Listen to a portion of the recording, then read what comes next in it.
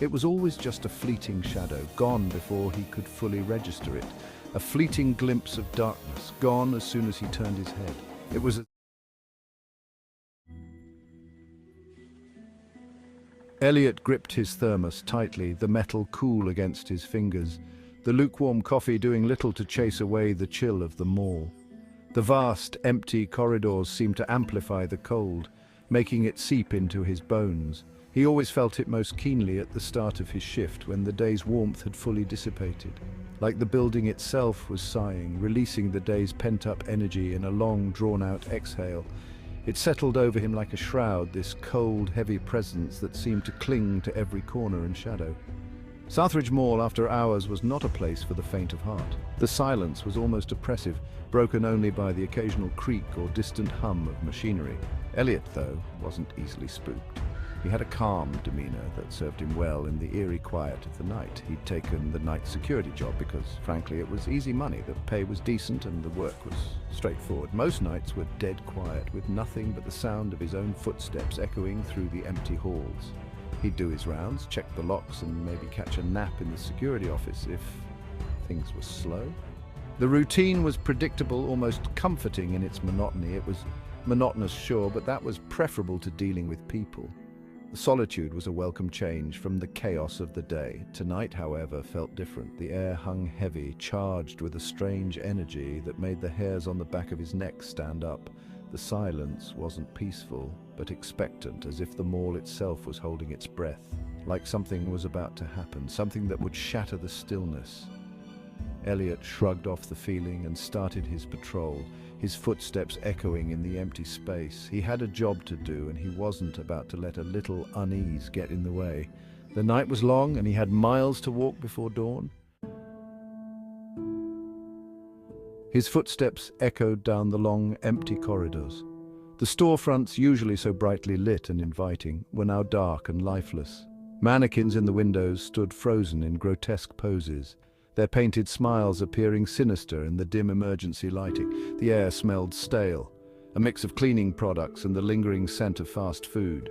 He passed by the food court, its plastic tables and chairs stacked neatly, awaiting the next day's rush. The fountain in the center, normally bubbling merrily, stood silent and still, its water a murky green. Even the plants, usually so vibrant, seemed to droop, their leaves coated in a layer of dust. Everything felt abandoned, forgotten, like the life of the mall had been sucked out, leaving only a hollow shell behind. Elliot shivered, pulling his jacket tighter around him. He quickened his pace, eager to finish his rounds and return to the relative safety of the security office. As he rounded the corner by the toy store, a flicker of movement caught his eye. The dim, flickering lights cast eerie shadows that danced on the walls, making it hard to distinguish reality from illusion. He stopped, squinting into the darkness, trying to make sense of what he had seen. The silence was almost deafening, amplifying every small sound. Was that a shadow moving in the reflection of the store window? He leaned closer, his breath fogging up the glass as he tried to get a better look. He held his breath, listening intently. The air was thick with tension, and he could feel his heart pounding in his chest. The only sound was the faint hum of the refrigerators in the distant supermarket. It was a constant low drone that seemed to echo through the empty halls. Maybe it was just his imagination playing tricks on him. He shook his head, trying to dispel the unease that was creeping up on him. It wouldn't be the first time the solitude of the night shift had made him jumpy. The long hours and the isolation could do strange things to a person's mind. He continued on his patrol, but a nagging unease lingered. Each step he took seemed to echo louder than the last, as if the very walls were amplifying his presence. He couldn't shake the feeling that he was being watched. It was an unsettling sensation, like eyes boring into the back of his head.